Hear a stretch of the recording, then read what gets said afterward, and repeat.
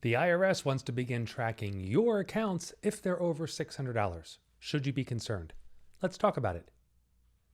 Hello, everybody. Joe Werber coming at you.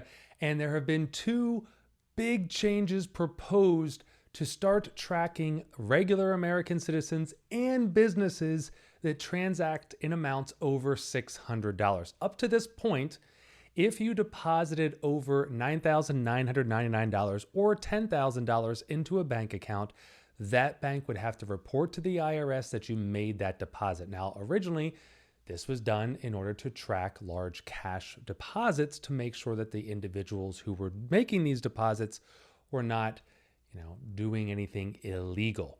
Most recently, there have been two changes that the IRS has requested. The first change, and this was backed by the Democrats, was to have banks report back to the IRS if you have more than $600 inside of an account and what is actually happening. What are the transactions that are occurring inside of that account? Now, the Democrats have just backed off of this and they've raised their recommendations from $600 to $10,000. So the $600 limit is not going to happen for individuals. However, apps like Venmo and PayPal will be tracked for any transaction over $600. They want to make sure that businesses are not using these cash apps to transact business and not pay tax. I'm okay with that. I want to make sure that every business in America is paying their fair share of taxes. Now, on the individual side, I was not happy with that. I did not agree with that. I did not like that. And I am glad that the Democrats are backing off of that and moving to $10,000. So what is an individual to do? Should they begin moving their cash out of banks? Should they move their cash into investments? What should they do with these assets?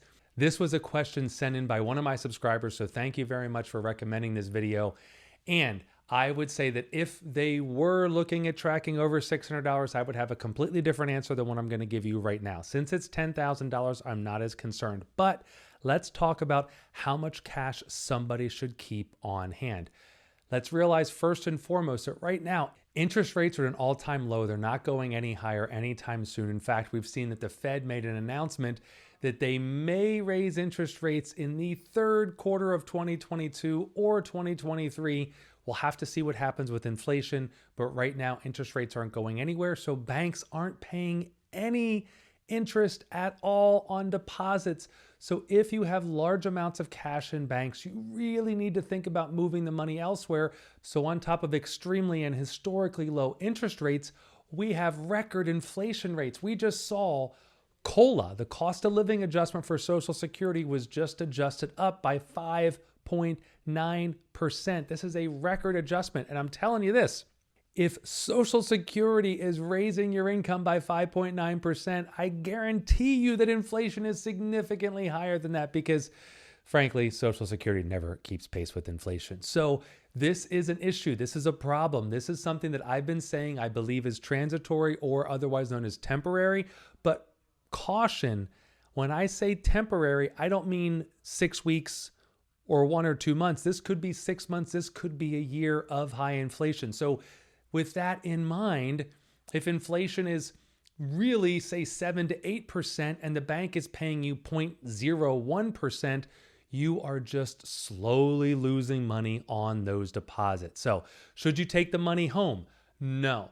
You should not keep more than $5,000 in your house for multiple reasons. It's not insured above $5,000 unless you actually go into your homeowner's policy and you up it, if they'll even allow you to up it above $5,000.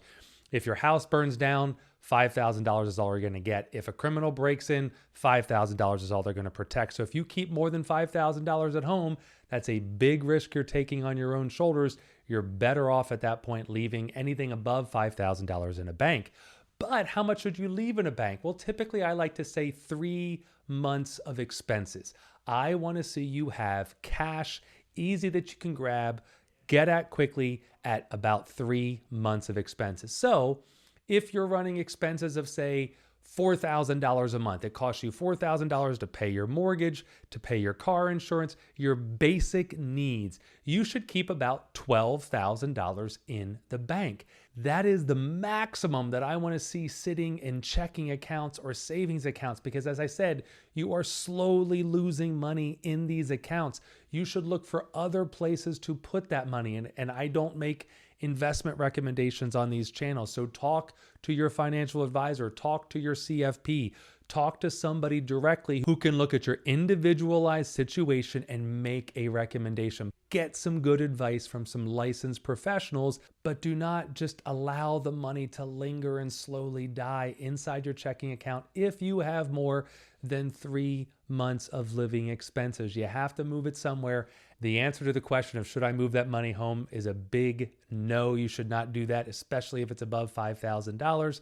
And you really, if you're not doing anything illegal, if you're not, hiding money from the government or performing illegal activities or not paying your taxes legally, then you shouldn't be concerned about having the money in your bank. Is the IRS going to look at it above $10,000? Yes, but does it really matter? I don't think it matters unless you're doing something you shouldn't be doing.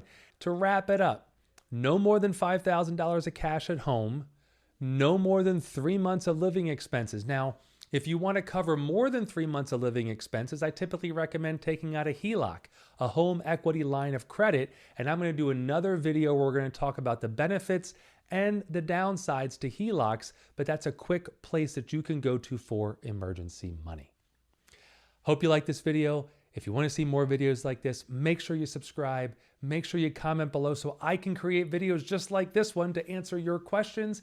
And as always, I'll see you next week.